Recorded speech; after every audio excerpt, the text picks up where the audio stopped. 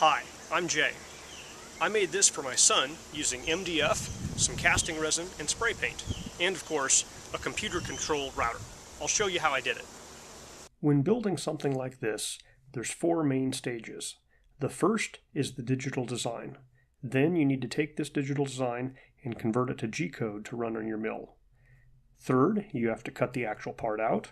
And fourth, there's the hand finishing, including the paint and resin.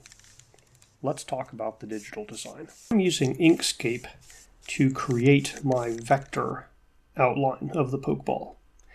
I'm going to make a circle, change my dimensions to inches, and then set it to be equally height and width of 8.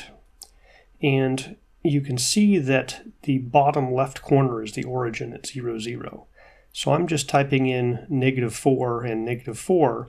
This will put the center of my circle at the origin. Now I'm off the page here, but it doesn't really matter. We're going to use this thing as a vector input to our CAM system. So I'm going to make an inner circle that is exactly 1 inch smaller, so 7 by 7. That'll give me ½ an inch on each side. There's a couple different ways you could line this up with the outer circle.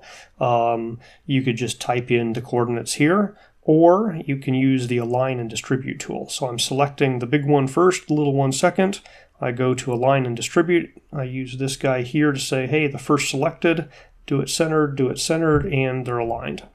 You could have also just typed -3.5 for X and Y, which is what I'll do from here on out. Now, since I'm making circles, I'm going to make 2 more for the inner part of the Pokeball. So this circle, I've decided it's going to be 2 inches, just looks about right. And I'm just going to center it at -1, -1 for the bottom left corner, so the center is at 0, 0. And then I'll make another one that's 1 inch, so that this thing here is a ½ inch and this thing here is also ½ inch.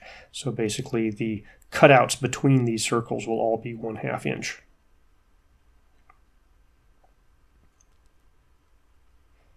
Now, here's where it gets to be fun.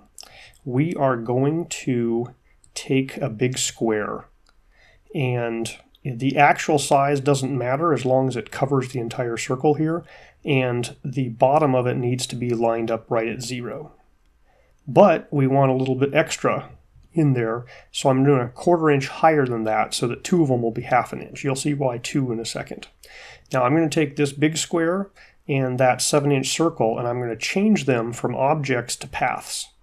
And you just go into the path, you use object to path, now they're paths, they look the same, but now we can use some Boolean operations. So specifically, I'm going to intersect these 2 guys. And when I do that, it's going to be this half circle that's just a 1/4 inch smaller than a full half circle. Now I'm going to also take out this 2-inch circle. So I need to make that small 2-inch circle into a path as well. So I select the 2-inch circle, I go to path, I say object to path.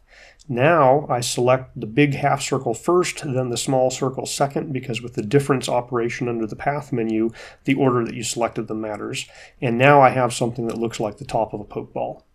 So that guy I need to duplicate and then flip around and position. So I'm just going to copy and paste it. I need to put it down here. I'll need to flip it vertically. And then I just have to align it. So I'm going to, you can type in the numbers or you can use the align and distribute tool. Sometimes one works better than the other. I'm going to select the large circle, then select this bottom half, and then I'll use the align and distribute tool first selected, and vertically that works great. If you do horizontally, it's going to kind of put it in the center. That's not what we want. So I'm just going to say, hey, -3.5, because this is half of that 7-inch circle, it just works. Now you can see there's exactly a ½ inch gap between all of our circles and our lines.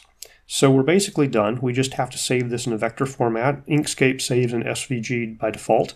We'll do a couple of pockets and then a profile around the outside as the cam work to make our G-code. Look for part 2, where I show you how to convert this SVG file into G-code for the Maslow CNC mill.